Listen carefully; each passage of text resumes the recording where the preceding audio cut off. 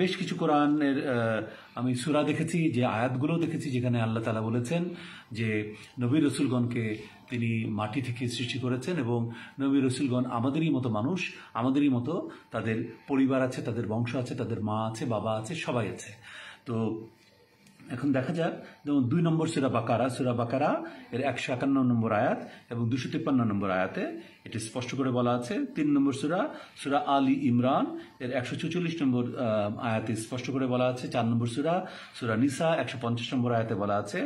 6 নম্বর সূরা আনআম 130 নম্বর আয়াতে বলা আছে। 7 নম্বর সূরা আরাফ 63 নম্বর এবং 69 নম্বর আয়াতে বলা আছে। এছাড়া 6 পর 5 নম্বর আয়াত আছে সূরা মাদিয়া 92 এবং 99 নম্বর আয়াতে সেই কথাগুলো বলা আছে। 9 নম্বর সূরা তাওবা 128 নম্বর আয়াতে সেই কথাগুলো বলা আছে।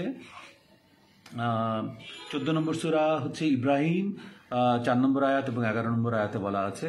এছাড়া 21 নম্বর সূরা আম্বিয়া 3 নম্বর আয়াতে বলা আছে। এছাড়াও বলা আছে 26 নম্বর সূরা শুআরা 12 নম্বর এবং 13 নম্বর আয়াতে বলা আছে। এছাড়াও সূরা মুমিনুল 24 নম্বর আয়াত 33 নম্বর আয়াতে বলা আছে। এছাড়া সূরা হামিম সিজদা এর 6 নম্বর আয়াতে বলা আছে। এছাড়া সূরা ইয়াসিন 77, 78, 89 নম্বর আয়াতে বলা আছে। সূরা ইয়াসিন 36 নম্বর সূরা। এরকমভাবে অসংখ্য সূরায় আল্লাহ তাআলা বলেছেন যে নবী রসুলগণ আমাদেরই